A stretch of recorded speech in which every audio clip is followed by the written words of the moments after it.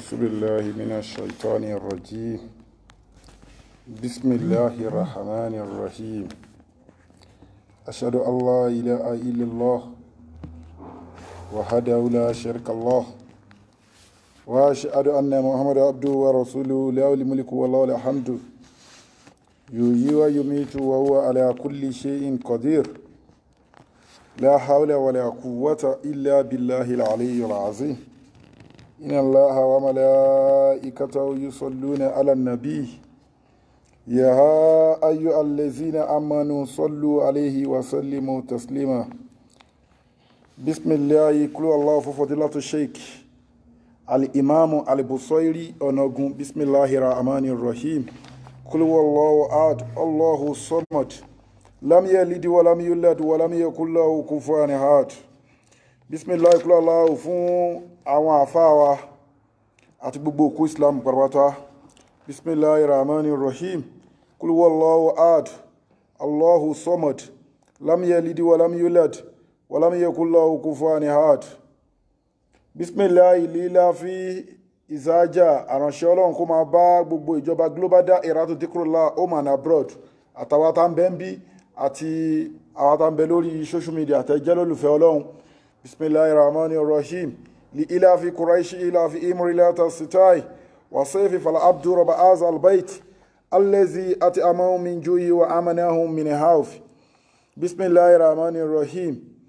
إذا جاء ناصر الله والفتح ورأيت الناس يدخلون في دين الله أفواجا فسبح بحمد ربك واستغفره إنه كان توابا. آمين.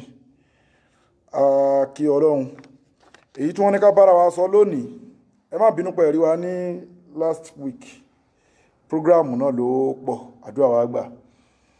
Wọ́n ní ká sọ̀rọ̀ nípa agbára Ayatul Kursi, ká sọ̀rọ̀ nípa ìwúlò Ayatul Kursi, ká sọ̀rọ̀ nípa pàtàkì ẹ̀. Gbogbo wa la mọ̀ pàtàkì ẹ̀. Àmọ́ Ọlọ́run bá ń sọ fún wa a'udhu billahi minash shaitani rrajim. Bismillahir Rahmanir Rahim. Ala inna awliya Allahi la khawfun alayhim wa la hum yahzanuna allazina amanu wa kanu yattaqun lahumul bushra fil hayati dunya wa fil akhirah la tabdila li kalimatillahi zalika huwal fawzul azim. Allahu la ilaha illa huwa al-hayyul qayyum la ta'usuhu sinatun wala nawm lahu ma fi samawati wa ma fil ardi ma zallazi yashfa'u indahu illa bi isnihi ya'lamu ma bayna aydihim wa ma khalfahum ولا يحيطون بشيء من علمه إلا بما شاء وسع كرسيه السماوات والأرض ولا يئوده حفظهما وهو العلي العظيم. Ayatul Kursi àyà tó tóbi ni níwájú Ọlọ́run, àyà tó tẹ̀sùn wọn ní níwájú Ọlọ́run, àyà alápọ̀nlé ni níwájú Ọlọ́run, àyà tá fi ń bí àbùkátà ni níwájú Ọlọ́run, àyà tá fi ń tọrọ ákírà ni níwájú Ọlọ́run, àyà tá fi ń tọrọ ayé níwájú Ọlọ́run ọba, àyà tá fi ń tọrọ alkehama níwájú Ọlọ́run ọba ni. Àyà yìí tẹ̀sùn wọn púpọ̀. A máa wá máa tú àyà náà ní lẹ́sẹlẹ́sẹ àti àwọn àǹfààní tó ń bẹ́ẹ̀ àti bó ṣe tẹ̀sùn wọn níwájú Ọlọ́run ọba àti ìròyìn tí òjíṣẹ́ ńlá anábìwa Muhammadu sallallahu ta'ala alayhi wa sallam tó sọ nípa Ayatul Kursi. Àyà yìí tẹ̀sùn wọn púpọ̀ tó jẹ́ pé ìwọ ọmọ mùsùlùmí tó bá tí mọ Ayatul Kursi lórí lọ́kọ́ lọ́mọ́, kì í ṣe ìwúlò ayé yìí nìkan ni ó wà fún, ó wúlò fún wa lọ́jọ́ alkiyama. Allahu tó bẹ̀rẹ̀ Allahu la ilaha illa huwa al-hayyul qayyum. Allahu yẹn gbólóhùn tó tóbi ni, gbólóhùn tó ti ń bẹ kánábì Muhammad tó máa dé ni kánábì Muhammad tó dé ni gbólóhùn tí wọ́n ti ń lò ní Arab country ni láwọn Arab Allahu tá ń pè ọlọ́run ọba ó ti wà síwájú òjíṣẹ́ ńlá ànábì wa Muhammadu débi pé tẹ́ bá lọ wáyà Al-Qur'ani ọlọ́run ọba sábà máa ń sọ tó bá ń sọ̀rọ̀ àwọn aláìgbàgbọ́ ọlọ́run ọba máa ń sọ pé ìwọ ànábì Muhammad ó máa ń sọ ní Al-Qur'ani pé tó bá béèrè lọ́wọ́ àwọn aláìgbàgbọ́ pé ta ló dá sánmọ̀ ta ló dálẹ̀ kí làwọn ẹlẹ́bọ máa wí wọ́n ní ọlọ́run ọba Allah ó túmọ̀ sí pé Allah yẹn wọ́ọ̀dù yẹn ti wà tipẹ́ Allah yẹn dẹ̀ jáde látara hal ó ń túmọ̀ ní lárúbáwá hal ó ń túmọ̀ pé kí wọ́n sọ pé di ní English ìlà ó ń túmọ̀ God ó ń túmọ̀ Allah ó ń túmọ̀ God ní English látara ìlà ìlà ni orúkọ yẹn ni wọ́n ti hun orúkọ yẹn bọ̀ nígbàtí hal tí mini ẹ̀ ń jẹ́ di let's say di mini ìwọ àbí then ìlà is God ẹ ti understand nísìn ní èdè Arab bó ṣe ń bọ̀ nìyẹn so débi pé Allah yìí gan Abdullahi ibn Abbas radiyallahu anhu ó jẹ́ kó yé wa pé word of Allah ó mean ní call ká pè èèyàn ó mean ní invitation ní English so orúkọ ọba tó tẹ̀sùn wọn ni orúkọ tí ò láfiwé ni orúkọ tí ò ṣe bá jẹ́ orúkọ ni Allahu la ilaha illa huwa la ilaha illa huwa ọba àwo lọ́lọ́run ọba náà la ilaha illa huwa ọba tó jẹ́ pé kò sí ẹni tí ìforíkanlẹ̀ tọ́ sí ju ta ni ju ọlọ́run ọba lọ kò sẹ́ni tí kíkí tọ́ sí ju ọlọ́run ọba lọ kò sẹ́ni tí sísìn tọ́ sí ju ọlọ́run ọba lọ kò sẹ́ni tí a gbọ́dọ̀ máa tọrọ nǹkan lọ́wọ́ ẹ̀ ju ọlọ́run ọba lọ. Ayatul Kursi yìí mo kúrò látara pé gbogbo àwọn àtàjọ́ mọ̀ mùsùlùmí ká lọ memorize ẹ̀ ká lọ mọ́ lórí torí ànábì wa Muhammadu ó ń sọ fún wa sallallahu ta'ala alayhi wa sallam àbí kìí tí àkọ́kọ́ gbé níbí ànábì wa Muhammad sallallahu ta'ala alayhi wa sallam ó jẹ́ kó yé wa pé ní àárọ̀ tánàbì bá ká àsùbá tán ànábì máa ń ka Ayatul Kursi láti àsùbá wọ táìmù dùwà táìmù aago 9 tó bá tún dọwọ́ ọ̀rọ̀lẹ́ ní táìmù Maghrib ní táìmù Hasri ìrun aago 4 á tún bẹ̀rẹ̀ sí ń sa tún ka Ayatul Kursi á tún máa kà láti Hasri wọ Maghrib òun làwọn àgbàlagbà wọ́n máa ṣàskárì ọ̀nà wọ́n ń pè ní Sabah al-Masa Sabah al-Masa ni pé ni wọ́n fún pákéjì yẹn bójúṣe ọlọ́run bá ṣe ń ṣe Ayatul Kursi yẹn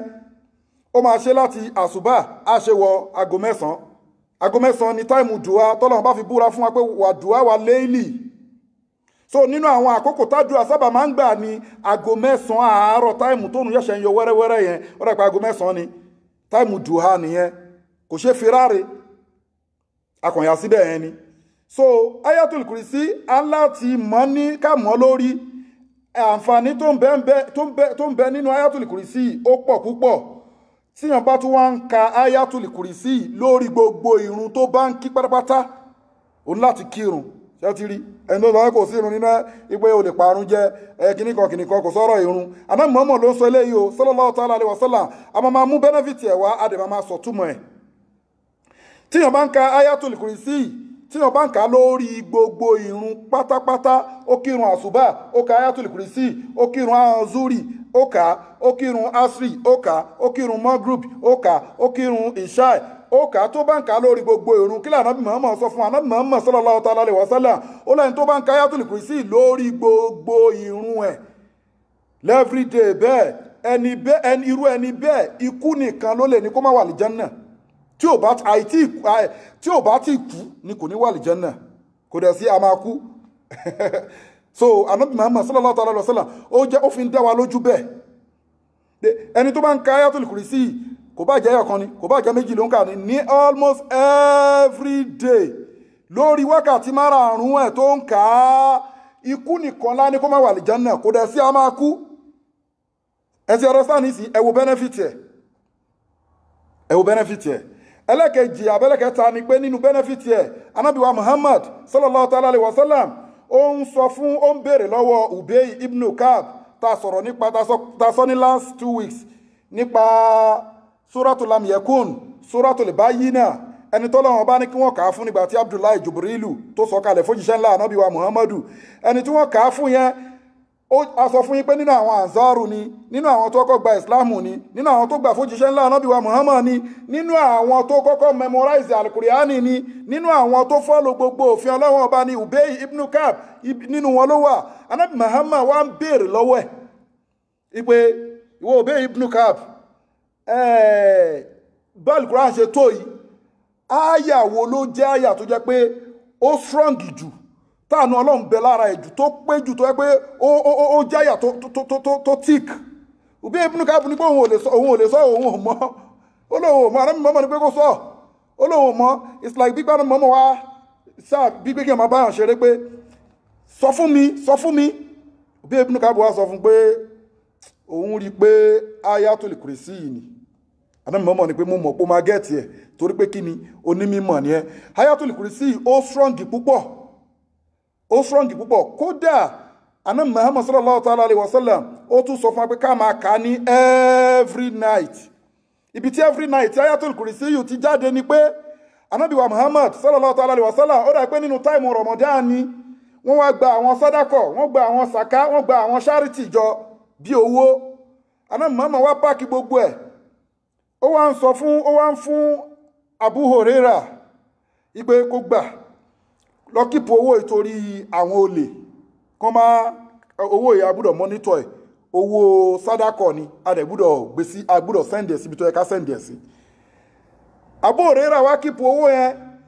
alẹ́ alákọ̀ọ́kọ́ tó kípo ẹ̀ ó ká èèyàn mọ́ bí tí wọ́n ti fẹ́ jí owó yẹn ó ká ọkùnrin kan mọ́ bẹ́ẹ̀ ẹnìyẹn escape bẹ̀ tó mọ̀ pé èèyàn débi owó yẹn ó sọ fún sọ fún pé wọ́n débi owó yẹn lánàá ó ní yá òun mọ̀ pé òun máa ṣọ́ owó yẹn dáadáa lónìí pé kò ẹni tó bá débẹ̀ òun máa make sure pé òun káṣẹ ẹnìyẹn òun á dẹ̀ gbé ẹnìyẹn wá síwájú wo òjíṣẹ́ ńlá sallallahu ta'ala alaihi wasallam ìgbà tó máa tún dalẹ̀ ọjọ́ kejì ẹnìyẹn tún wá again ní àwòrán èèyàn ó tún wá fẹ́ steal nínú owó yẹn Abu Huraira ó tún kà mọ́ ìdí owó yẹn ó tún bẹ̀bẹ̀ ó bí Abu Huraira pé kó jọ kó má gbé òun lọ síwájú òjíṣẹ́ ńlá òun sọ́ọ̀rì òun ò ṣe kíní kan mọ́ òun ní ṣe kíní fine ṣẹ́dẹ̀ mọ̀ pé bọ́lọ̀ ṣe òjíṣẹ́ gbogbo àwọn òjíṣẹ́ Ànábì Muhammad mọ̀ sallallahu ta'ala alaihi wasallam ó mọ̀ so Ànábì Muhammad pé oṣù ọ̀pẹ́ èèyàn ọkọ̀ òdébí owó yẹn ní àná again ó lè èèyàn débẹ̀ ó ní but ó ní èèyàn ò débẹ̀ Ànábì Muhammad ní pé èèyàn débẹ̀ ó ní pé okay ó wá accept pé lóòótọ́ ni èèyàn débẹ̀ but bó ṣe sàánú àgbàlagbà ní ó lùkọ arúgbó so kí ló fẹ́ fowó ṣe òun ò lè mú bó ṣe bẹ̀rún òun kàn yọ̀ǹda ẹ̀ Ànábì Muhammad ní òkè ó ní bọ̀t téèyàn mi bá padà dé bẹ́ẹ̀ sí òun máa gbé ẹnìyẹn wá síwájú òjíṣẹ́ ńlá sallallahu ta'ala alaihi wasallam so ìdí tí ó fi wà important ta fi máa ń sábà ka Ayatul Kursi yù lálẹ́ ká tó lọ sùn ni mò ń try àti sọ mo ti sọ sí past àwọn lecture wa so mo ti sọ sẹ́yìn so ìgbà tó máa dé lẹ́kẹta Abu Huraira ó ká ẹnìyẹn bó ṣe ká ẹnìyẹn mú báyìí nídìí owó yẹn àgbàlagbà ni ó wá ní fọ́ọ̀mù àgbàlagbà ṣẹ́mìyàn tó ká mú àṣetọ́ ni èṣù ló ká mú aláti jìnnà síṣẹ́ èṣù aláti dúró tọ́lọ́run ọba àṣetọ́ ni ló fẹ́ wá jí owó yẹn ló ti ń wá ló wá lẹ́lẹ́kẹta yẹn tí Abu Huraira ká mú ó wá ń bẹ̀bẹ̀ Abu Huraira ni pé no mo máa gbé ẹ níwájú òjíṣẹ́ ńlá ni mo máa gbé ẹ níwájú òjíṣẹ́ eléyìí láyé ó wá bẹ àwọn Abu Huraira débi pé ok jẹ́ kí n fún ẹ ní kọ̀ọ̀kan jẹ́ kí n ṣàlàyé kọ̀ọ̀kan fún ẹ tó ẹ pé ìwọ gan wàá máa benefit lára ẹ̀ Abu Huraira wá sọ fún pé radiyallahu anhu ó wá sọ fún pé kí ni nǹkan tó fẹ́ fún mi àṣetọ́ni confirm Ayatul Kursi yù tí wọ́n pè ní yẹ̀yẹ́ Ayatul Kursi yù tí wọ́n ò nígbàgbọ́ sí Ayatul Kursi yìí tí wọ́n ò ní bìlífù lé lórí máa ka oye nǹkan tó ń bẹ nínú Ayatul Kursi tó yẹ pé gbogbo nǹkan tó wà ń bẹ yìí almost bí nǹkan mẹ́wàá ló ń bẹ nínú Ayatul Kursi tí ò sí nínú àyà kankan tó dẹ̀ jẹ́ pé gbogbo nǹkan tá ń sọ gbogbo nǹkan tó wà nínú àyà gbogbo nǹkan tá nídìí nínú ayé ni Abu Huraira wá mú pé òun máa gbé lọ sọ́dẹ̀ àṣetọ́ni bá ní pé òun fẹ́ kọ́ nǹkan ó ní gíní ó ní kó lọ máa ka Ayatul Kursi tó bá ti fẹ́ sùn kó máa make sure pé ó ń kà lálálẹ́ tó bá ń kà lálálẹ́ kò sí ẹ̀mí èṣù náà kò sẹ́mi àlìjànú náà kò sáwọn ẹ̀mí aburú náà tó lè wá disturb èèyàn ìdí tí wọ́n fi ní ká máa kà lálaalẹ́ ká tó máa sùn nìyẹn gẹ́gẹ́ bẹ́ẹ̀ ẹ̀rí ti Suratul Ikhlas bó ṣe wá pé ta bá ń ka Suratul Ikhlas mẹ́ta every day even lálẹ́ gan àná mọ̀ọ́mọ̀ ni pé bí ẹni tó ka odidi alukurani ni bí ẹni tó ka odidi alukurani tí wọ́n máa ka Suratul Ikhlas because Ayatul Kursi yìí bí alukurani ṣe tó almost 6,000 plus verses tó ń bẹ nínú alukurani bí alukurani ṣe tó yẹn kò sí àyà tó jẹ́ pé ó fèsì ọlọ́run tí ò fèsì ibì kankan tó pọ̀ ọlọ́run ọba ló dájú kọ ju Ayatul Kursi yìí lọ bí alukurani ṣe tó yẹn chapter 114 kò sí chapter kan tó direct tó kọ sọ̀rọ̀ ọlọ́run ọba pure tí ó yà síbòmí ju Suratul Ikhlas lọ Suratul Ikhlas ó tẹ̀sùwọ̀n púpọ̀ Ayatul Kursi ó tẹ̀sùwọ̀n púpọ̀ kò sí verse tó the longest verse in the Holy Quran that is Quran chapter 2 verse 255 yeah you understand so Abu Hurairah wa lọ bá Ànábì Muhammad sallallahu ta'ala alaihi wasallam Ànábì Muhammad kó tó máa sọ̀rọ̀ Ànábì Muhammad sallallahu alaihi wasallam ó ti mọ̀ pé oníṣòmìyàn tó wá ń visit ẹ̀yẹn ó lóun kọ́ ti ẹnìkan lónìí lálẹ́ yìí o báyìí ni bẹ̀tì nǹkan tó sọ fún un ní ẹ ti understand Ànábì Muhammad wá ń sọ fún pé ṣòmìyàn tó visit ẹ̀yẹn Abu Hurairah ní pé ta ni Ànábì ní sallallahu ta'ala alaihi wasallam Ànábì ní Àṣẹ̀tánì ló ń visit ẹ̀ láti bí 3 days ago tó ń wá sí bí owó charity tí wọ́n mú ṣòwárá Àṣẹ̀tánì yẹn gbogbo nǹkan tó bá wù kó máa sọ nílé ayé yìí irọ́ ló òpùrọ́ ayé àtọ̀run ní o òpùrọ́ ayé àtọ̀run ní o kì í ṣe gbogbo ọ̀rọ̀ tó bá ń sọ irọ́ ló máa ń jẹ́ àmọ́ èyí tó sọ fún ẹ nípa Ayatul Kursi òótọ́ ni ẹ̀rí bẹ́ẹ̀ Àṣẹ̀tánì gangan ó kọ̀nfàmù ẹ̀ agbára wo ló fẹ́ dà ẹ́ láàmú nínú ayé tó agbára tí kìí ṣe ọ́ndà Àṣẹ̀tánì ló ti jáde tí kìí ṣe ọmọ ló jẹ́ Àṣẹ̀tánì Àṣẹ̀tánì tó wá jẹ́ fádà gbogbo ẹ̀mí aburú yányán Àṣẹ̀tánì tó jẹ́ fádà gbogbo nǹkan tó ń dà ẹ̀dá láàmú yányán òun ló ń kọ̀nfàmù Ayatul Kursi you understand kódà níbi tí Ayatul Kursi tẹ̀sùn wọn dé ẹ lọ wo gbogbo àwọn tírà tó ti lọ síwájú kò sí fásì tó ti síwájú ẹ̀rí pé àwọn tírà kan ti lọ you understand tọ́lọ̀ fi rán àwọn ànábì ọlọ́run ọba ànábì Ibrahima ni ànábì Musa ni àtàwọ́rá ni Injil ni sòófì Ibrahima àti Musa ni gbogbo àwọn tírà tó ti lọ tó síwájú Al-Qur'ani kò sí tírà tó jẹ́ pé ó kárì tó ní nǹkan tó Ayatul Kursi yóò dání gbogbo tírà tó ti lọ yányán kò sí tírà náà gbogbo tírà tó ti síwájú ibi tí wọ́n dẹ̀ ti mọ̀ pé Al-Qur'ani kọjá bẹ́ẹ̀ ayata verse sura ta treat ní last week lọ́hùn lámìyẹ̀kún lẹ́sìn fi akutubu kọ́ ìmọ̀ ipe Al-Qur'ani tẹ́ ń wò yẹn o Ọlọ́run ní gbogbo àwọn tírà wa tó ti lọ yányán apákì ẹ̀ sínú ẹ̀ asọmaráìsì àwọn tírà tó ti lọ sínú Al-Qur'ani ni ẹ ti understand tẹ́bẹ̀ lọ́wọ́ ní Suratu Waqi'a ló fi sọ fún wa pé innahu la Qur'anun karimun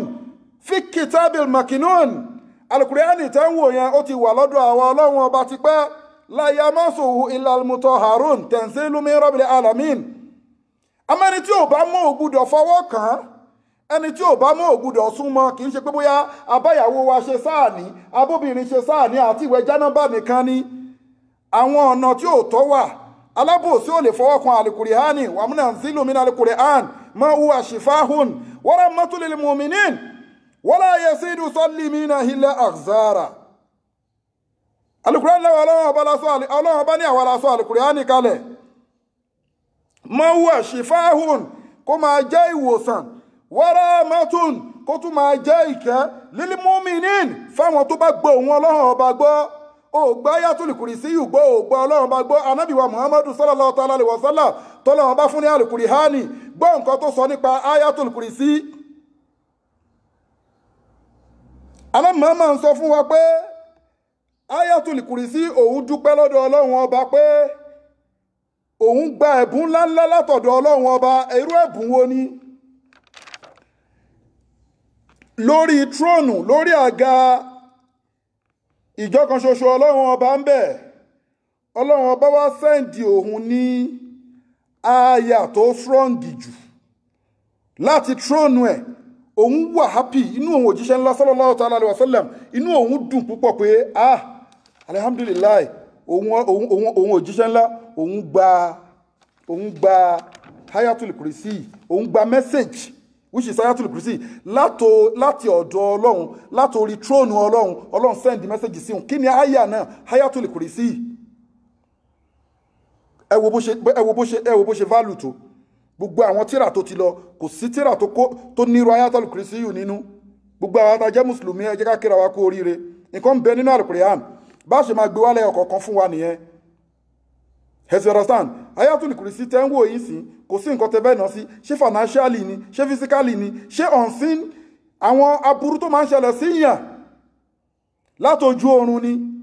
wọ́n rí oògùn mọ́bìkan ni wọ́n sàṣìyàn ni ìyàn orí jẹ ni ìyàn orí mu ni ìyàn orí náà ni ayatul kursi yìí lè clear everything aya pọ̀ bẹ́ẹ̀ odidi Al-Qur'ani ìwòsàn ni àní afẹ́ máa mú lẹ́yẹ ẹyọ ni torí àwọn èèyàn máa ń fẹnu bẹ́ẹ̀ sọ̀rọ̀ fatia lójú ẹlòmíì àníyà fatia lásán nìkan làfà ké fún mi fatia lásán nìkan fatia gbogbo ayé yóò lè jọlá fatia tán bẹ́ẹ̀ lómi bá fẹ́ sọ̀rọ̀ á ní kúlíọ̀ Allahu nìkan làfà yẹn ké fún mi kúlíọ̀ Allahu gbogbo ayé yóò lè jẹ́ tán bẹ́ẹ̀ lómi bá fẹ́ sọ̀rọ̀ á ní yàsẹ́ ẹyọ kan péré má làáfà ké fún mi yàsẹ́ ẹyọ kan péré gbogbo ayé yóò lè jẹrà mọ́ ìkẹ́ ẹ̀tàn la fi fẹ́ máa mú àwọn ìwúlò àwọn súrà àwọn váàsì wá fún wa ká máa ṣàlàyé bóyá tẹ̀sùn wọn tó káwà mùsùlùmí mọ̀ pé a ní nǹkan lọ́dọ̀ ẹ jẹ́ ká ṣíwọ́ láti lọ máa ṣẹbọ sọ́lọ́run ẹ jẹ́ ká ṣíwọ́ àwa mùsùlùmí ẹ jẹ́ ká ṣíwọ́ láti máa lọ lé awo láti máa lọ lédì láti máa lọ bọ ọ̀ṣun láti lọ máa bọ igi láti lọ máa bọ ọ̀pẹ láti lọ máa wá ìrànlọ́wọ́ lọ́dọ̀ àwọn tí ò tọ́ lọ́run rárá Al-Qur'ani ó tóbi ìwé tó tóbi ni ìwé tó ní NAFDAC number ìjọba ọlọ́run ọba dání ni kò sí fásitì tó tẹ̀sùn wọn tó ayatul kursi kódà tó bá dọjọ́ àlìkèhámà aná Muhammad ló sọ bẹ́ẹ̀ sallallahu ta'ala alaihi wasallam súrà tó gba tí ayatul kursi tó gbà jáde dáì Suratul Baqara tó bá di ọjọ́ àlìkèhámà tó bá dọjọ́ ìdájọ́ tó bá dọjọ́ ìnàró yaumil qiyam ọjọ́ ìnàró ọjọ́ tí gbogbo ẹ̀dá máa bẹ nínú ìlà ìlò ọjọ́ tí gbogbo ẹ̀dá máa bẹ nínú ìṣòro ọjọ́ tí gbogbo ẹni tó ṣiṣẹ́ ibi tí ó gbà fọ́lọ́run á bẹ nínú wàhálà ọlọ́mọ kàwá mọ́ wọn ọjọ́ tí gbogbo alábòsí máa sàbámọ̀ ọjọ́ tí gbogbo ṣẹ́yún máa wọ wàhálà níwájú ọlọ́run ọba ọjọ́ tí gbogbo talẹ̀talẹ̀ máa dáràn níwájú ọlọ́run ọba ọjọ́ tí gbogbo àwọn tí wọ́n ń ṣe mọ̀náfìkì àwọn ẹni ọlọ́run tí wọ́n máa kàbámọ̀ tí wọ́n máa bẹ nínú wàhálà ọjọ́ tí gbogbo àwọn tó jẹ ogún ọmọ òrukàn mọ́lẹ̀ tí wọ́n máa bẹ nínú wàhálà tí wọ́n máa sún òrùn mọ́ ọpọlọ tọpọlọ máa sọ kọ̀tọ̀kọ̀tọ̀ kí ló ṣẹlẹ̀ sáwọn tó bá mọ ayatul kursi kí ló máa ṣẹlẹ̀ sáwọn tó bá memorize ayatul kursi kí ló máa ṣẹlẹ̀ sáwọn tó bá ń ka ayatul kursi lọ́jọ́ ìdájọ́ yaumil qiyam yawma la tamliku nafsun li nafsin shay'an wal amru yawma idhin lillah lọ́jọ́ tẹ́nìkan ò ní lè ṣìpẹ̀fẹ́ nìkan ọjọ́ tí kò sálágbára kan oníkálùkù máa rẹrù ẹni ìyá máa dára ẹrù títí ẹni lọ́jọ́ àlìkèhámà bàbá máa dára ẹrù títí ẹni ọmọ máa dára ẹrù títí ẹni àáfàá ṣéwù máa dára ẹrù tí ẹni àmọ́ àwọn tó bá memorize ayatul kursi ní ti tọlọ́hun ní tòótọ́ tí wọ́n fi rújú sí wọn mọ ayatul kursi yìí tọ́ntọ́n tó fi ọ̀pá àlìjọ̀nú máa pé wọn pa nǹkan mí pọ̀ mọ́ ayatul kursi wọn pa nǹkan mí pọ̀ mọ́ Al-Qur'ani wọn fọtí fọ ayatul kursi nígbà tí wọ́n bá kọ́ tán wọn pa nǹkan ìdọ̀tí mọ́ ayatul kursi wọ́n kà á wọ́n memorize ẹ̀ wọ́n mọ̀ lórí wọ́n dẹ̀ ń kà á gẹ́gẹ́ bí súnà ṣe bá Muhammad ṣe sọ sallallahu ta'ala alaihi wasallam àti bí Al-Qur'ani ṣe sọ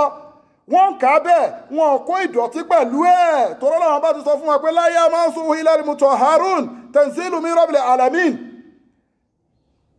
ẹ má fọwọ́ ìdọ̀tí kan Al-Qur'ani ẹni tí ò bá ti mọ́ kó má dé bẹ́ẹ̀ alifu lásán má jẹ́ kọ́wọ́ ẹ̀ kan tó ò bá ti mọ́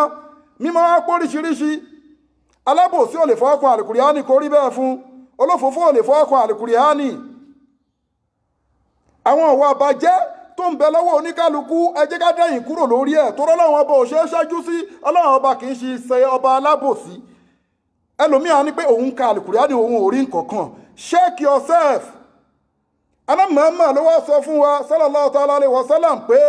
tó bá wá di ọjọ́ àlìkìhámà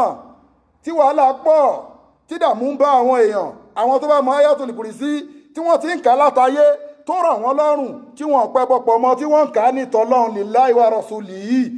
Suratul Baqara fúnra ẹ̀ á di ṣẹ́tà, á di cloud, á kọ́fà orí àwọn tó bá mọ Ayatul Kursi.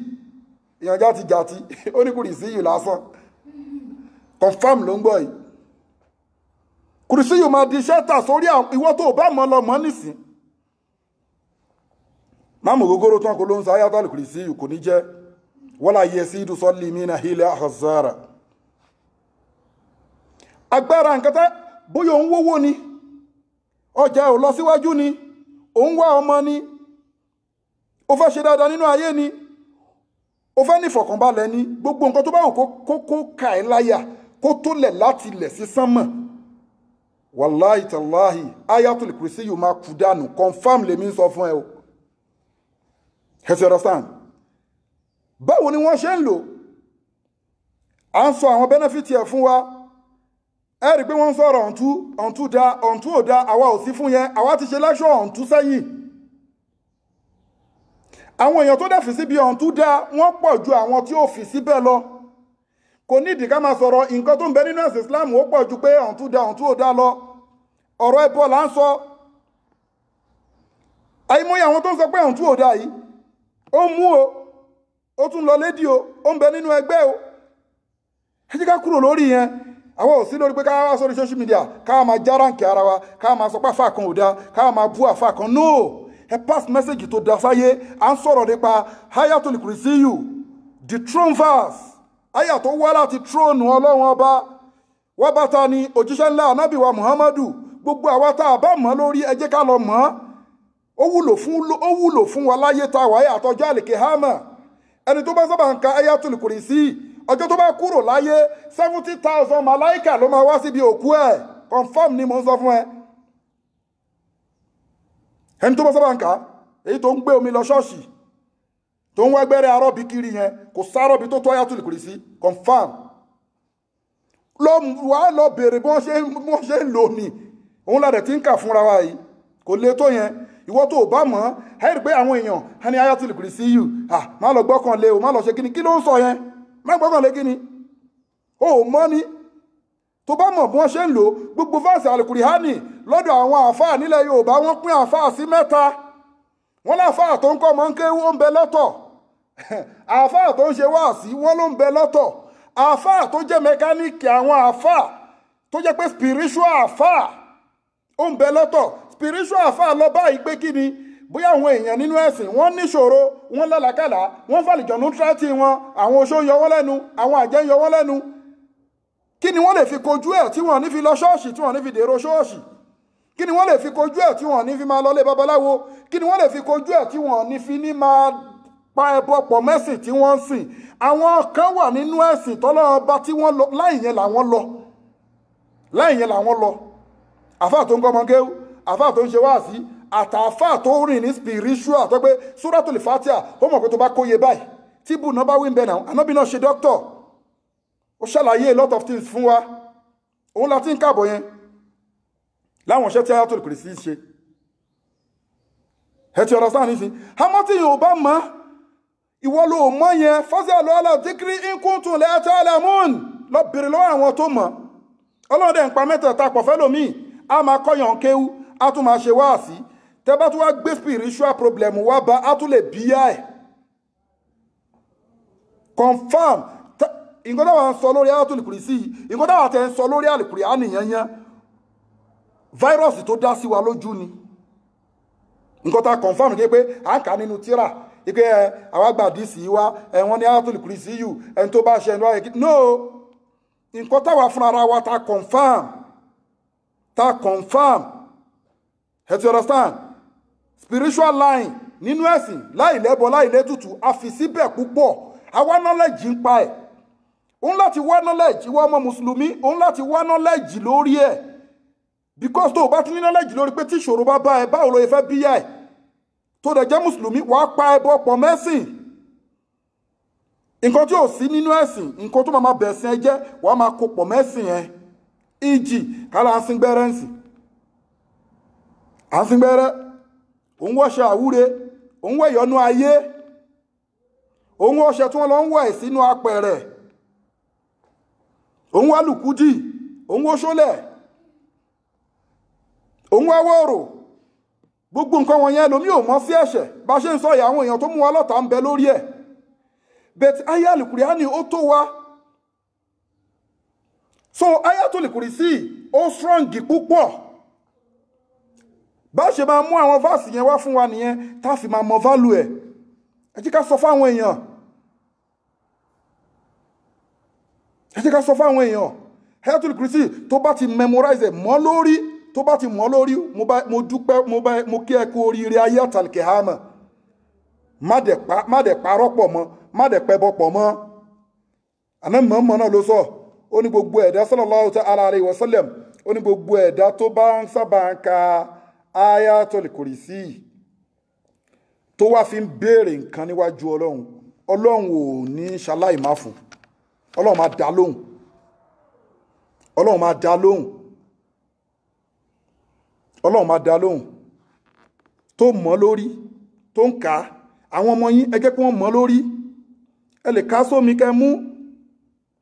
kò ló ń ka oye tó bá ti lágbára ni jíkà láàárọ̀ jíkà lálẹ́ ṣe tó sùn kódà tó bá gbà láàrin àwọn ẹlẹ́bọ lóògùn kò fẹ́ gbọ́ tó bá wà láàrin àwọn ẹlẹ́bọ lóògùn kó máa sàsí ẹ tó bá ní Ayatul Kursi kò sí nǹkan tó lè sà fún ẹ ibi tó wá lágbára sí sórí nǹkan tó bá rorò ẹ pé wọ́n ń sàsí ẹ yẹn déédé nǹkan yẹn lọ́lọ́run àlọ́dá padà sí wọn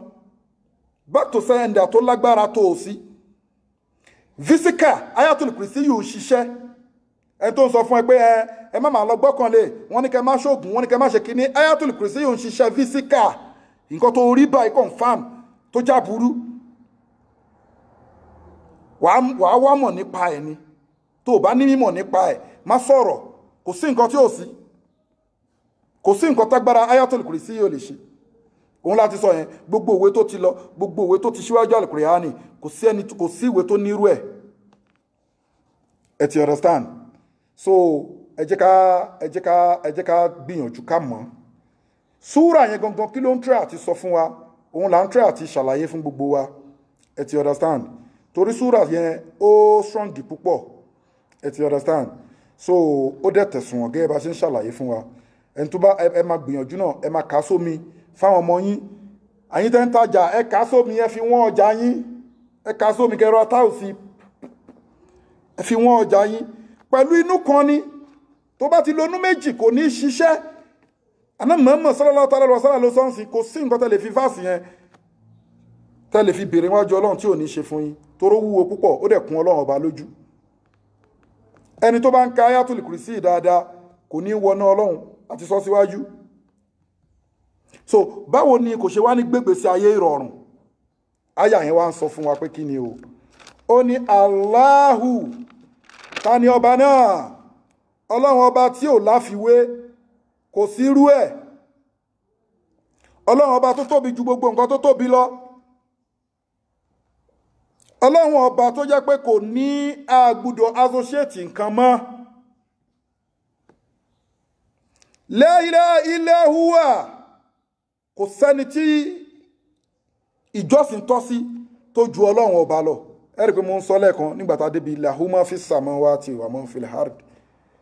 tẹ bá bèèrè lọ́wọ́ àwọn ẹlẹ́bọ àwọn kèfèrí ipé ta lọ ní talẹ́ni tó dá sánmọ̀ tó dálẹ̀ wọ́n ní Allah ni lahu ma fi samawati wa ma fil ardi Allahu la ilaha illa huwa so kò sí ọlọ́run kò sí ẹni tí jíjọ́sìn tọ́ sí àfi ọlọ́run ọba ní kẹ́ jẹ́ ká máa sìn ẹ má pa nǹkan mí pọ̀ mọ́ lọ́hun tó bá ti pa nǹkan mí pọ̀ mọ́ lọ́hun ọlọ́run ò ní dáhùn kó máa ka Ayatul Kursi jù bẹ́ẹ̀ lọ kò ní dá ẹ lóhùn ìjì ẹni tó lóhùn sin ọlọ́run tó tún wà lọ́n forí balẹ̀ fún nǹkan mi tó ń ṣẹbọ sọ́lọ́hun tó ń béèrè nǹkan ayé lọ́wọ́ nǹkan tí ò tọ́ lọ́hun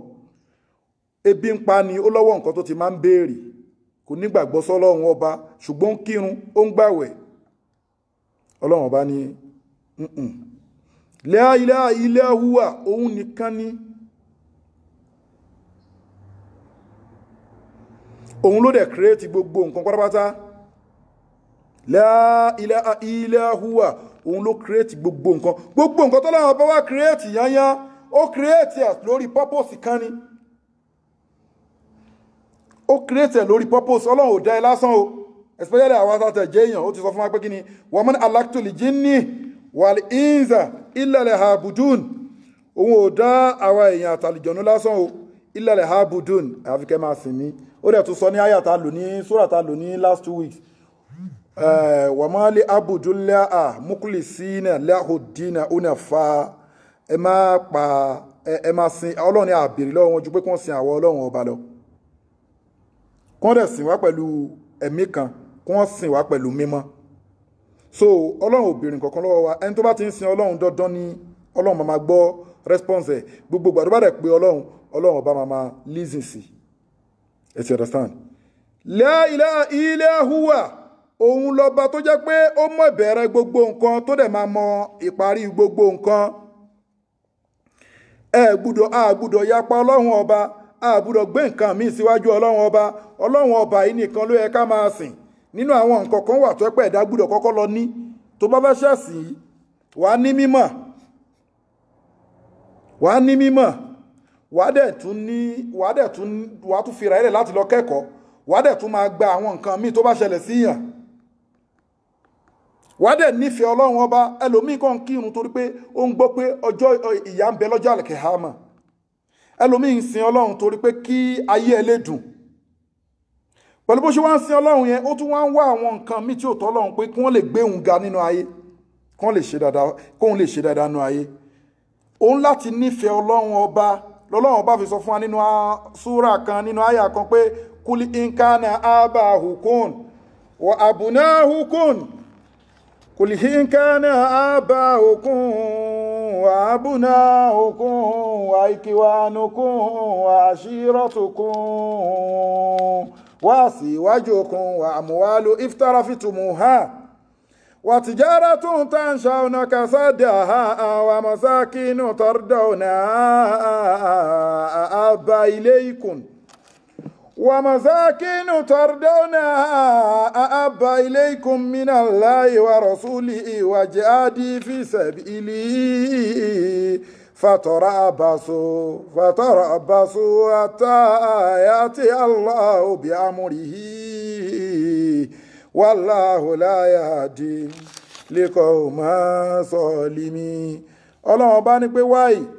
tẹ́ṣe lọ máa nífẹ̀ẹ́ àwọn pẹ́rẹ́ǹtì yín jù mí lọ wáyé tẹ́ṣe nífẹ̀ẹ́ bàbá yín jù mí lọ wáyé tẹ́ṣe nífẹ̀ẹ́ Ọlọ́run ọba wáyé tẹ́ṣe nífẹ̀ẹ́ ìyàwó yín jù mí lọ wáyé tẹ́ṣe nífẹ̀ẹ́ ìyá yín jù mí lọ wáyé tẹ́ṣe nífẹ̀ẹ́ owó jù mí lọ wáyé tẹ́ṣe nífẹ̀ẹ́ ọrọ̀ ju èmi lọ wáyé tẹ́ṣe nífẹ̀ẹ́ gbogbo nǹkan mèremère jèmi Ọlọ́run ọba tí mo dá yín lọ tó bá jẹ́ pé àwọn bàbá yín tẹ́ nífẹ̀ẹ́ àtàwọn ìyá yín tẹ́ nífẹ̀ẹ́ àtàwọn ìyàwó yín tẹ́ nífẹ̀ẹ́ àtàwọn nǹkan ọrọ̀ tẹ́ nífẹ̀ẹ́ tẹ́ kójọ tẹ́ nífẹ̀ẹ́ àtàwọn ilé yín àtàwọn dúkìá yín àbá òkun wá buná òkun wá síwájú kún wá àmúwálù iftarafitumuha wà tìjára tó ń ta àṣáwọnà kàsádàá wà mazakínú tardawna àbá ilaykum gbogbo nǹkan wọ́n yẹ nífẹ̀ẹ́ jèmi Ọlọ́run ọba lọ àbá ilaykum gbogbo ọrọ̀ ayé onífẹ̀ẹ́ ju Ọlọ́run ọba lọ minallahi ẹnífẹ̀ẹ́ jà Ọlọ́run ọba lọ wa rasulihi ẹnífẹ̀ẹ́ gbogbo nǹkan ayé ju ànábì Muhammad lọ sallallahu ta'ala alaihi wa sallam wa jihadi fi sabilihi ẹnífẹ̀ẹ́ gbogbo nǹkan ayé yìí ẹnífẹ̀ẹ́ ju kẹsàpá sójú ọ̀nà ìsìlámù lọ sójú ọ̀nà ọ̀tọ̀lọ́run ọba lọ Ọlọ́run bá ní pé fatarabbasu ẹ máa retí àtà títí ya'ti Allahu bi amrihi títí táṣẹ èmi Ọlọ́run ọba fi wádé wá bá yín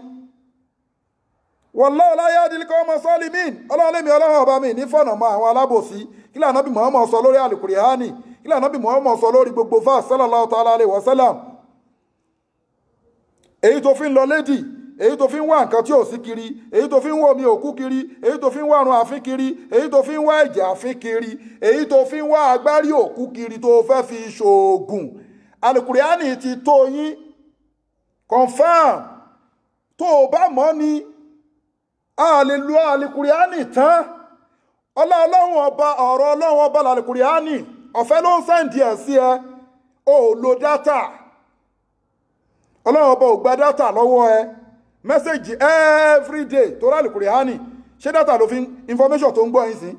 ìwọ lè sọ pé ó ń gbọ́ through data but ẹni tó rà Al-Qur'ani tó jó ní mímọ̀ ọlọ́run ọba ti sọ síbẹ̀ kò gbowó lọ́wọ́ wa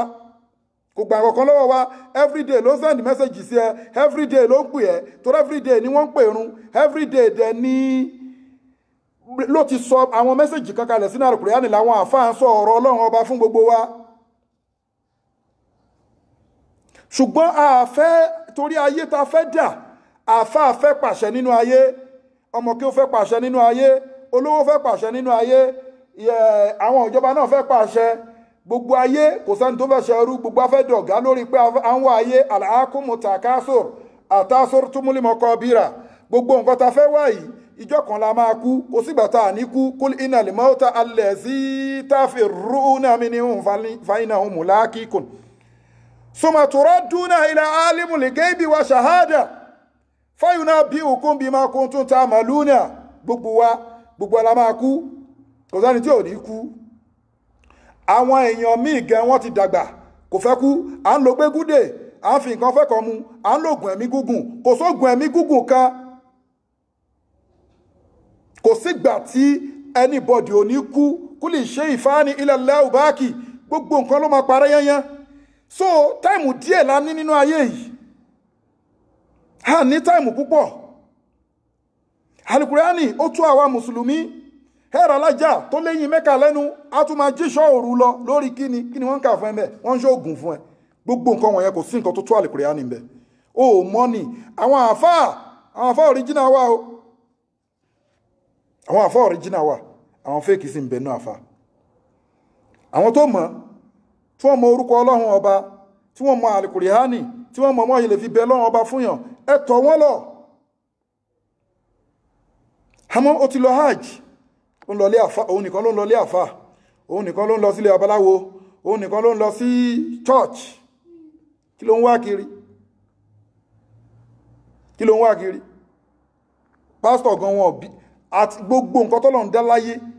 gbogbo ìwé ni gbogbo nǹkan tó lọ ń dá láyé tó lágbára tó Al-Qur'ani ò sí tó rọ̀rọ̀ Ọlọ́run ọba ní confam lèmi sọ fún ẹ ṣùgbọ́n àní gbàgbọ́ nígbà yìí bá ní Muhammad sallallahu alaihi wasallam ṣe sọ nínú àyà yẹn pé attakizu Qur'ana manjuran ó ń sọ fọ́lọ́run ọba ní Muhammad ń sọ fọ́lọ́run ọba ẹwọ time tó ti sọ fọ́lọ́run ọba àyà Al-Qur'ani ni ó ní wọ́n Ọlọ́run ọba gbà mí lọ́wọ́ àwọn èèyàn mi wọ́n máa ti fẹ́ Al-Qur'ani sílẹ̀ wọ́n máa kọ Al-Qur'ani sílẹ̀ wọ́n ká Al-Qur'ani mọ́ ṣé kò ṣẹlẹ̀ ń sí ẹwọ wà lánàá Muhammad ti sọ àyà Al-Qur'ani ni kì í ṣàdísí o kíní kan attakizu Qur'ana manjuran àmọ́ Muhammad ló sọ látẹnu ẹ̀ ẹni tọ́lọ̀ ń fa Al-Qur'ani ránṣẹ́ sí tó fi ránṣẹ́ sí wa nìyẹn o ó ń sọ fọ́lọ́n pé àwọn èèyàn mi àwọn ìjọ mi wọ́n ti kọ Qur'ani sílẹ̀ wọn ká Al-Qur'ani mọ́ wọn fi Al-Qur'ani bẹ Ọlọ́run ọba mọ́ nǹkan míì ni wọ́n wá kiri ẹlòmíà lóhun kí wákàtí márààrún àmọ́ nígbà tó ní di protection ibòmíì ló ti lọ síkì fún protection ẹlẹ́bọ ni ẹ́ ẹlòmíì kí wákàtí márààrún ó ń gbààwẹ̀ àmọ́ ọjà ẹ̀ ò lọ síwájú bó ṣe yẹ kó lọ síwájú kò bẹ Ọlọ́run látara Al-Qur'ani kò forúkọ Ọlọ́run ọba bẹ Ọlọ́run ọba ó ń kírun lóòótọ́ ó ń gbààwẹ̀ nítòótọ́ àmọ́ nígbà tí ó ń wá ìlọsíwájú fúnra ibòmíì tí òótọ́ Ọlọ́run ọba ló ti lọ béèrè ìrànlọ́wọ́ ẹlẹ́bọ ni ẹ́ ò ní irun ẹlòmíín wá ipò láyé ó dẹ̀ ń kírun ó jẹ́ mùsùlùmí ìgbà tó dé ọ̀rọ̀ ipò kò gba Al-Qur'ani gbọ́ ó kúrò ń bẹ̀ ó ń kírun ó lọ sẹ́gbẹ́ àjẹ́ ó lọ sẹ́gbẹ́ awo ó lọ sáwọn ẹgbẹ́ burúkú wọ̀nyẹn ó lọ béèrè nǹkan neat Ọlọ́run tó ní kó máa sìn wọ́n ò mọ̀ pé nídìí ọrùn ẹ̀ ló wà ní ó tún wá ń sọ fún wa bì kan pé walillahil asmaul husna fad'u biha ẹ pé èmi Ọlọ́run ọba èmi Ọlọ́run ọba ni mo ní gbogbo orúkọ tó dáa jù nínú ayé ẹ wá fi orúkọ náà ẹ fi invoke mi ẹ fi orúkọ èmi Ọlọ́run ọba ẹ fi pè mí fad'u biha ẹ pè mí pẹ̀lú orúkọ èmi Ọlọ́run ọba ẹ pè mí pẹ̀lú Allah fad'u biha ẹ pè mí pẹ̀lú ọ̀rọ̀ èmi Ọlọ́run ọba ẹ pè mí pẹ̀lú Al-Qur'ani tó bá níṣòro pè mí pẹ̀lú Al-Qur'ani tó bá ń wówó pèmí ọlọ́run ọba pẹ̀lú àlùkùránì pèmí ọlọ́run ọba pẹ̀lú orúkọ tí mo ń jẹ́ fàdíhù bíà pèmí ọlọ́run ọba pẹ̀lú súrátù yasin pèmí ọlọ́run ọba pẹ̀lú súrátù lìwákíà pèmí ọlọ́run ọba pẹ̀lú súrátù múlík pèmí ọlọ́run ọba pẹ̀lú àwọn súrà èmi ọlọ́run ọba pèmí ọlọ́run ọba pẹ̀lú súrátù bákọ́rà fi gbogbo àwọn súrà wọ̀nyí mo ṣe bẹ̀ fún yín mo ṣe bẹ̀ fẹ́yìn àlùmọ́ ànábì kẹ́ má lè sí nínú ìdààmú kẹ́ má lè sí nínú ìnira kógun ayé kan má lè borí yín kógun oṣó má lè borí yín kógun àjẹ́ má lè borí yín kógun àáfàá ṣọ́ọ̀ṣì ẹlẹ́bọlógún má lè borí yín lèmi ọlọ́run bá ṣe fún yín ní àlùkùránì alámọ̀ọ́mọ̀ wá ń sọ fọlọ́run ọba pé ọlọ́run ọba àwọn ìjọ mi ti kọ àlùkùránì sílẹ̀ wọn ò ka àlùkùránì mọ́ wọn ò lo àlùkùránì mọ́ àwọn tó bá tún fẹ́ lo àlùkùránì àbí tó bá fẹ́ lo orúkọ ìwọ ọlọ́run ọba kí ni wọ́n ń ṣe wàsárù lẹ́sìnà yulhiduna wọn ọlọ́run ní wàsárù lẹ́sìnà yulhiduna fi asmahi sayujizawna man kanu yamalun àwọn ṣẹ́rí padà ìwọ tí oyin kọ orúkọ àlìjọ̀nú mọ́ súrátùlì fatia ya kìíní kan ya ìlú àwọ́dàbí tíra kan alikọ́rí àtù tíra alikọ́rí àtù olórúkọ ọlọ́run wájú bóyá alikẹ́rímù the next orúkọ tó tẹ̀lé ya mutafa ya ìlú àti ya àwọn àfà aláṣírí ẹ ti understand wọ́n bọ́n ṣe kọ́ sínú àlùkùránì pé bí wọ́n ṣe pè sínú àlùkùránì má fi ọ̀pá kan sí ọlọ́run mọ ọ̀pá fúnra rẹ̀ kò fi sí bí orúkọ ọlọ́run àti ká àti lò àti fi bẹ́ lọ́wọ́ ọba fún èèyàn tó rí bẹ́ẹ̀ àṣetọ́ nìkan intervene sínú ayé ni ó ń confuse everybody àṣetọ́ nìkan confuse everybody ni tó bá ń kírun wákàtí márùn-ún ẹ pérépéré tó dẹ̀ ń gbàwẹ̀ tó jálábò sí tó pàǹkọ̀pọ̀ mọ́ lọ́hun kò sí Suratul Fatiha ayọ̀ kan gbogbo ká ó ti gbọ́ tó bá dẹ̀ fẹ́ pé ó fẹ́ ju agbára lọ Fatiha lọ́la tí kí kúntùn látàlámù àwa ò tako pé kó lọ bá fa àwọn èèyàn wá ń bá wa náà á dẹ̀ sọ fún lọ ṣe báyìí lọ ṣe báyìí àwa ò dẹ̀ dúró lórí pé ẹnìkan ò lè hàn tú ṣe bẹ́ẹ̀ mo fẹ́ kọ nǹkan fún yàn tí mo bá ti kọ́rúkọ àlùjọ̀nú síbẹ̀ tó yẹ pé ayé Al-Qur'ani ni mo kọ́ fún wàhálà tí ẹnìyẹn pé ọ̀ǹtú da ọ̀ǹtú ò da lọ́ máa wá kiri wèrè ni ẹ́. You understand? Tó bá ti jẹ́ ayé Al-Qur'ani nìyẹn kọ́ àbúrúkọ ọlọ́run kan ló kọ́ yáyọ́ lẹ́sìnà àmọ̀nú ni ọlọ́run ní taqullaha wabtaghu ilayhi al-wasilatan ẹ̀ka ayé Al-Qur'ani ẹ fi ṣàkàsọ̀ síwájú ọlọ́run ẹ ṣe sàlátù ẹ fi ṣàkàsọ̀ síwájú ọlọ́run ẹ porúkọ ọlọ́run ọba ẹ fi ṣàkàsọ̀ síwájú ọlọ́run ẹ fi béèrè nǹkan wájú ọlọ́run ṣé gbogbo èèyàn ló lè ka Al-Qur'ani ni ẹni tí ò bá lè kà ń kọ́ tó dẹ̀ need the urgent response instead tó fẹ́ máa kọ́ ní gbẹ́rẹ́ lára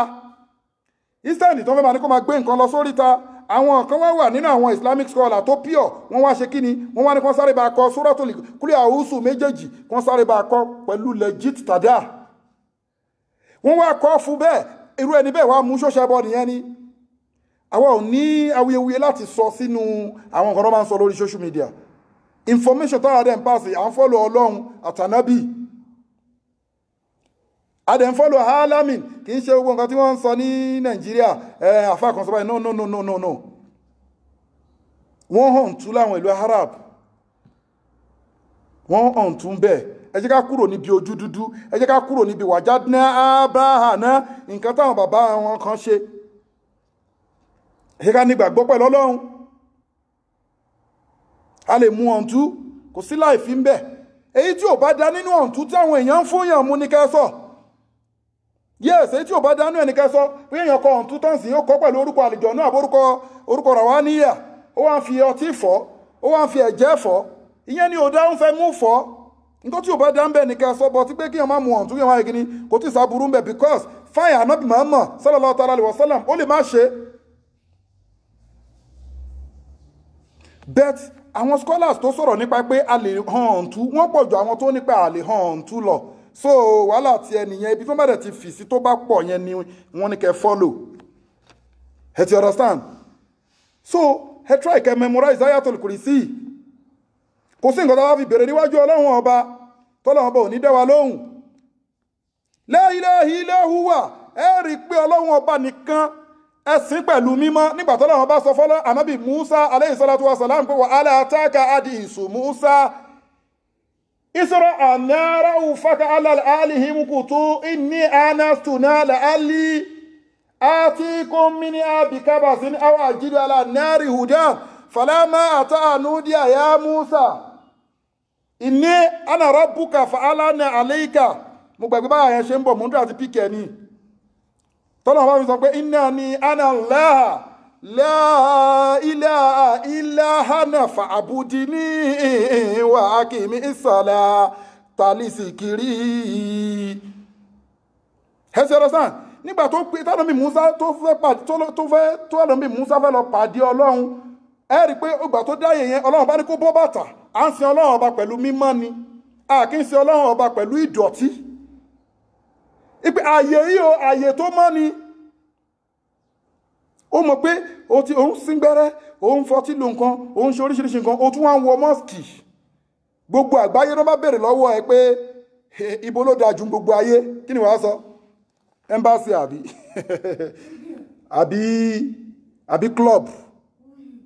gbogbo ìlú the best place somebody kò sọ the best place ní gbogbo ìlú ayé pé for example Nigeria o ibo ni the best place l'Èkó ibo ni the best place l'Abuja ibo ni the best place ní Port Harcourt ibo ni the best place ní Ìlọrin àbí ní South Africa yìí ibo ni the best place ní Pretoria ibo ni the best place ní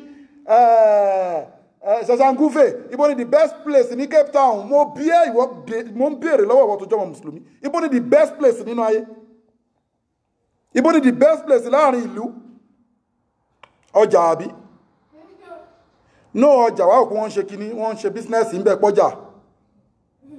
the best place nínú ayé the best place nínú ìlú tó ń bá béèrè lọ́wọ́ ìwọ tó jọmọ mùsùlùmí àwọn ibi tá máa dárúkọ ni mò ń sọ yìí ẹlòmíà lọ́jà bí ibẹ̀ nìyàn ti ń ṣiṣẹ́ sí yàn tí ń rówó fi jẹun ẹ̀ ń ṣe bìrìbìrì ń bẹ ẹ̀ ń ta bìrìbìrì ẹ̀ ń ta bìrìbìrì ń bẹ ẹ̀ ń ta ọjà ẹ̀ ń ṣe 419 ẹ̀ ń ṣe jìbìtì ń bẹ nǹkan tó yẹ kó ta ní 2 naira ó ń ta 5 naira ó ń jí nǹkan lọ sọ́jà lọ́ta àbòsí ń wọbẹ̀ yẹn ọjà ò kí ń ṣe the best place ìbólẹ̀ tún máa pè ní the best place ṣé club ló fẹ́ pè ní the best place ni wọ́n ṣàbòsí ṣé kóòtù ní ilé ẹjọ́ ṣé police station ló fẹ́ pè ní the best place nínú ìlú ṣé ilé oúnjẹ ló fẹ́ pè ní the best place ní ṣe bá akúkú lọ ń jẹun bẹ́ẹ̀ ni oúnjẹ tó jẹ tó tún sanwó àwọn tó ń jẹ tí wọ́n mọ̀ pé mùsùlùmí ò gbúdọ̀ jẹran ẹlẹ́dẹ̀ tí wọ́n ń fi òróró ẹlẹ́dẹ̀ dín ẹran fáwọn mùsùlùmí ṣé the best place níbẹ̀ yẹn láwọn pé bẹ́ẹ̀ àbáwọn èèyàn wa gan ní South Africa tí wọ́n ro páàpù pọ̀ mọ́sẹ̀ mọ́ ẹ̀yin nu Ọlọ́run nu ibo ni the best place tó bá bẹ̀rẹ̀ lọ́wọ́ ọmọ mùsùlùmí mo kì í bàbá the best place ni masjid the best place nínú ìlú nínú ayé mọ́ṣáláṣí ni ẹ má jẹ́ kó dojú àlìkẹ́ àmọ́ káwa mùsùlùmí káwa máa sunkún pé àṣẹ góòdù báyìí lọ́lọ́run bá gbé fún wa ìwọ mi ìfẹ́ sọ̀rọ̀ sórí mi kí n lọ síbi pé mo lọ sẹ́sìn kejì mo lọ sẹ́sìn kẹta èyí tó bẹ́ẹ̀ mi lè mi ń ṣe yìí business wo ni wọ́n ṣe ní mọ́ṣáláṣí gbogbo bí tẹ́tí ń ṣe business rìkíṣí wà ń bẹ àbòsí wà ń bẹ tẹ́sàárẹ̀ ṣe ń jì nǹkan fúnra yín nínú ọjà gan kọ́ bọ́tí ibi tó pé kò sí ọlọ́run ní man kana lil mushrikina an ya'muru masajida Allahi kò lẹ́tọ̀ọ́ fún àwọn òwò ní al-mushriku àbòsí ẹni tó ṣàbòsí alábòsí ni tabaríká tún mushriku alábòsí bẹ̀rẹ̀ láti kékeré ó ṣàbòsí ni pé ó ń sọ pé Allah muslim ni mí o Abdul Samad ni mí o Sadiq ni mò ń jẹ́ o kíní kan ni mò ń jẹ́ o ó ṣàbòsí ló ń lọ lédì so mushriku yẹn wà ní ẹlẹ́bọ hypocrisy àbí alábòsí you understand alábòsí ni mí ní ẹ ibẹ̀ ló ti kọ́kọ́ ń bẹ̀rẹ̀ tó rábòsí Ọlọ́run ló fẹ́ ṣe yẹn ó bá ń jáde ó ń gbà Kùránì o ó ń bá wọn gbààwẹ̀ o ó ń bá wọn kírun wákàtí márààrún o ṣùgbọ́n ó ń pa nǹkan pọ̀ mọ́ Ọlọ́run ọba àbòsí nìyẹn mọ̀náfìkí nìyẹn so àbòsí ni ó bí pé kíyàn ṣe kíní Ọlọ́run sọ pé kò lẹ́tọ̀ọ́ fáwọn òwò àwọn alábòsí àwọn ẹlẹ́bọ tí wọ́n ń pe àwọn Ọlọ́run ọba lójú àwọn èèyàn Ọlọ́run ọba là ń sìn ó ń bẹ nínú àfáà a ní Al-Qur'ani lèmi ń sá o Al-Qur'ani ni mò ń sá o orúkọ ẹ̀dẹ̀ wà káàkiri gbogbo inú àwọn ẹgbẹ́ ayé orúkọ ẹ̀ ń bẹ nínú Illuminati orúkọ ẹ̀ ń bẹ nínú ẹgbẹ́ oríṣiríṣi àwọn ẹgbẹ́ èṣù àmọ́ Al-Qur'ani ló ń nawọ́ sókè irú ẹni bẹ́ẹ̀ Ọlọ́run bá stéètì ó clean ní mọ́ṣáláṣí ló fi bí dẹ́rì pé ní wọ́n bá kọ́ mọ́sìkì tán wọ́n máa kọ́ síwájú ẹ̀ innal masajida Allahi kìníkà Ọlọ́run ní mọ́síjídì tẹ́ bá ti kọ́ fún mi èmi Ọlọ́run ọba ni mo ní kìníkà fala tad'u ma'a Allahi ẹ má pè nǹkan kan bẹ́ẹ̀ ju èmi Ọlọ́run ọba lọ kò sáyè tó jẹ́ the best nínú ayé tó mọ́ṣáláṣí nínú ìlú kan tó mọ́ṣáláṣí tó bá béèrè wèrè tí wọ́n rẹ̀ bá béèrè pé kò mú un lọ sí tó bóyá wá fi sí tẹ̀ tó wá ní ẹ ti gbé mi lọ ní the best place èyí tó mú lọ sí amusement park èyí tó mú lọ sí kíní gbé lọ sí central mosque àbáwọn mosjidi irú àwọn ìtawà yìí náà tó fáyìn mọ́ṣáláṣí ni the best kó lè ṣorí rẹ̀ ayé àtàlùkẹ́ hama Ọlọ́run bá dẹ̀ tún state ẹ pé man kana lil mushrikina an ya'muru masajidi Allahi kò lẹ́tọ̀ọ́ kí àwọn alábòsí àwọn mọ̀náfìkì àwọn ẹlẹ́bọ lóògùn àwọn tó ń pa àkọ́pọ̀ máa wọ Ọlọ́run ọba kí wọ́n wọnú mọ́ṣáláṣí an ya'muru masajida Allahi shahidina ala anfusihim bil kufri ó ti mọ̀ nínú ọkọ̀ ẹ̀ pé bí mo ṣe ń kírun fún yín o èmi ní alápàtà wọn nínú àjẹ́ shahidina ala anfusihim bil kufri ó ti gba certificate ẹ̀ láti inú ọkọ̀ pé bí mo ṣe ń kírun fún yín lórí mímbà rí o mo béèrè agbára ìmáàmù yín lọ́dọ̀ àwọn àlìjọ̀nú ni mo jà fún lọ́dọ̀ àwọn àlìjọ̀nú ni pé ẹ̀yin àlìjọ̀nú ẹ sọ mí di ìmáàmù mo fi sọ fún ẹ pé kò lè dùn àwa torí gbogbo nǹkan wọ̀nyẹn làwa tọ̀ káàkiri níjẹ́ pọ́rọ̀ ilẹ̀ Yorùbá nìkan o mo fi sọ fún ẹni last time yẹn pé tó bá rọjọ́ àlèkè hámà torí nǹkan tí àwọn àfáà wa nílẹ̀ Yorùbá tẹ́ bá wọrí social media wọ́n máa jà káàkiri wọ́n máa sọ̀rọ̀ wọ́n láwọn ń ṣe fátíwá wo ni ẹ̀rí báwọn arábù mélòó ń ṣe yàtọ̀ sáwọn ogun míì tó ń jà wọ́n kì í ṣogun pé àwọn ń sọ̀rọ̀ ilé ẹwọ̀rọ̀ ọ̀ǹtú wọ́n ń gbé kiri sọ̀rọ̀ ọ̀ǹtú ló wá mátà ni ibo lè fẹ́ láwọn èèyàn ókè ẹlòmíà ní pé ṣe túrí òun wọ́n ní káwọn máa mọ̀ ń tú yìí nísìnyí wọ́n dẹ̀ tún ní káwọn máa lọ church òun lòun ò lè ka àlèkùrì hánì òun ló tún sá fáwọn àfáà fọ́ wọn náà òun ló ń sá fáwọn àfáà tí wọ́n ní wọ́n fẹ́ bá ìyàwó níyàwó lo nǹkan sójú ara ẹ̀sìn Islam ẹ̀sìn peace ni ẹ má múlé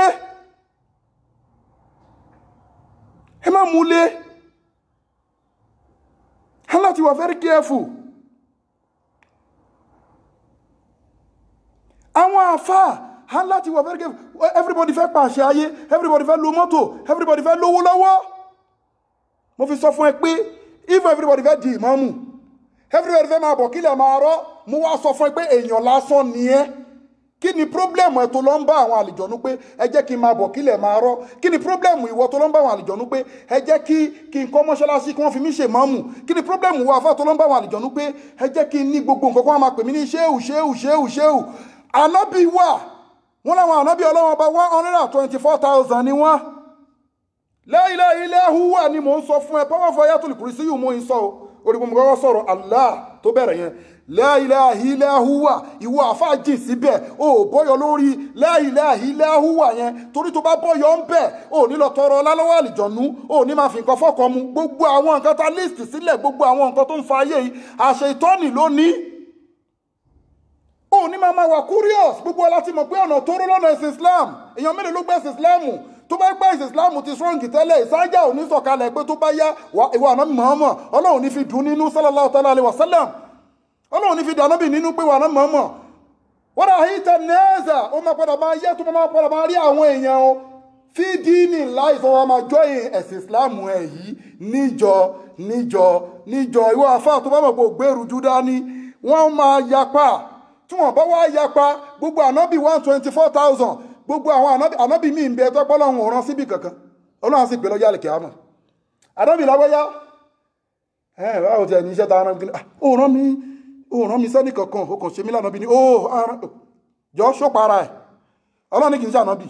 bí tó wà mọ̀ pọ́lọ́run ò dì ránkẹ́ ní ànábì kankan ó ní lánú fáríkù bẹ́ẹ̀ náà adimi rusuli mi fi òpin yà sáàrin àwọn òjíṣẹ́ mi kankan ẹ má fòpin yà sí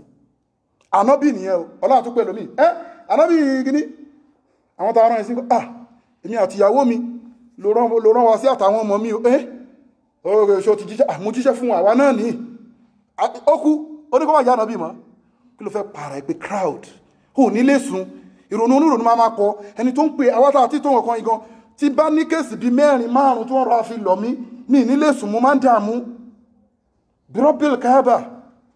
mo máa ń dààmú pé ọ̀rọ̀ tẹ́ni sọ fún mi báwo mo ìfẹ́ bá sọ́ọ̀tì ẹ̀ ọ̀rọ̀ tẹ́ni sọ fún mi báwo mo ìfẹ́ bá sọ́ọ̀tì ẹ̀ ṣé mo ti bá ilé ìsọ ilé ṣé mo ti sẹ́ndì sàrà àti ilé máa ṣe sílé ṣé mo ti bá ilé iṣẹ́ àdúrà ó ní ráyè ti tara àti tọ́mọ ẹ gan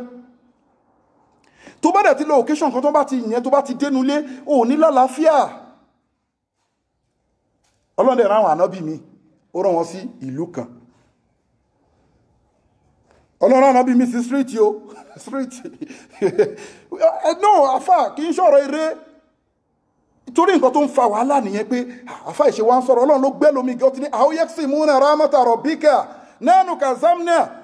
wọ́n rà fáná fọ́kọ̀ bá bí daraja tí àmín yá mo ti gbé àwọn apá kan ga ju àwọn apá kan lọ nínú ẹ̀yin èèyàn so kò ní ìdíkà para wa ìwọ tó ń lé ẹnìkan oore tọ́lọ̀ ń ṣe fún wọn náà ojú yẹn lọ o dúró sórí ilé owó torí pé nǹkan tó máa fi pé ọlọ́run ọba tọ́lọ́run ọba máa dá ẹ lóhùn ó ní í ṣe pẹ̀lú faith ẹ ó ní í ṣe pẹ̀lú sóòlù ẹ ló fi jẹ́ pé bòkà mílíọ̀nù ẹlòmíì ka mílíọ̀nù àlèkùrìhánì kò rí nǹkan kan òjò rọ̀ torí pé kí ni kò connect pẹ̀lú faith àti sóòlù ó mọ̀ lóòótọ́ ẹlòmíì máa àlèkùrìhánì offhand ẹlòmíì hafiz ni but bó ṣe ń ka àlèkùrìhánì yẹn kò mọ́ ọkàn ẹ̀ ò connect so a ń láti wà very careful ẹ jẹ́ ká bẹ̀rù ọlọ́run ẹ jẹ́ ká ṣe dáadáa pẹ̀lú ọlọ́run ẹ mẹ́ka pa nǹkan pọ̀ torí a máa move ayatul kursi yẹn à ń sọ benefit ẹ̀ fúnra wa ni àmọ́ wá ń tu pẹ̀lú ẹ̀ ní wàá fi mọ̀ pé kò ṣe gbà ẹlòmíà ni pé mo ti kà lóru mo kà kí n tó sùn àjẹwà bá mi kò ó láti connect òun mo fẹ́ máa tú fún ẹ yẹn ilẹ̀ ahúwà kò sẹ́ni tí worship tó deserve worship ju ọlọ́run ọba lọ ìwọ náà mọ̀ nǹkan tó wá ń papọ̀ mọ́ ò wá níka torí sọ pé ó ti sọ fún mi pé wàlá yẹ síbi sọ́ọ̀lì mi náà ilẹ̀ azara alukurani òun àtọrúkọ òun ọlọ́run kò ní jẹ́ fáwọn alábòsí ìgbà tó tún fẹ́ sọ̀rọ̀ orúkọ ẹ̀ tí ó sọ̀rọ̀ ayá alukurani ó ní pé kí ni walillahi al-asmaul husna fad'uhu biha ẹ forúkọ èmi ọlọ́run tó rẹwà jọ fi pè mí èmi ọlọ́run ọba ni mo ní orúkọ tó rẹwà jọ fi pè mí o kí ló wá sọ síwájú wazaru allazina yulhiduna fi asma'i ṣẹ́rí padà kúrò lẹ́yìn àwọn tó jẹ́ pé kí ni wọ́n ń forúkọ àlìjọ̀nú kórúkọ àwa ọlọ́run wọ́n ń pa nǹkan mí pọ̀ mórúkọ àwa ọlọ́run pé kó lè strongi wazaru allazina yulhiduna fi asma'i so ẹ máa ká pa nǹkan mi pẹ̀lú ọlọ́run ọba ẹ jẹ́ ká sin ọlọ́run ọba pẹ̀lú mímọ́ à ń láti wà very careful kọ́lọ́run ọba kó gba àdúrà wa kó má dá àdúrà wa rò aláyà alájọ́ ní ọlá àsìkò yìí bisimilayi kúlọ̀ aláwọ̀ fọdé láti ṣe kàlẹ́ mọ́ àlè bùsọ̀ èrè ọ̀nàgún bisimilayi rahman rahim kúlọ̀ lọ́hàd allahu samad lam yalid walam yulad walam yakul lahu kufuwan ahad inshallah rahman a máa tẹ̀síwájú ayà tó pé ó máa lọ́ǹgì a máa pẹ́ńbẹ̀ gidi ni ayatul kursi very strong the throne verse àdúrà gbogbo àgbà o bisimilayi lílá fi àránṣẹ́ ọlọ́run kó máa bá gbogbo ìjọba global Dahiratu Dhikrlahi àti gbogbo àwa tí a ń bẹ̀ ń bí náà àtàwà global Dahiratu Dhikrlahi bisimilayi rahman rahim lílá fi Quraishi lílá fi imrilata sitai wa sayfi fal abdu rabba azal bait allazi atama min ju'i wa amana min af subhana rabbika rabbil izzati amma yasifun wassalamu ala al mursalin walhamdulillahi rabbil alamin assalamu wa ila al liqa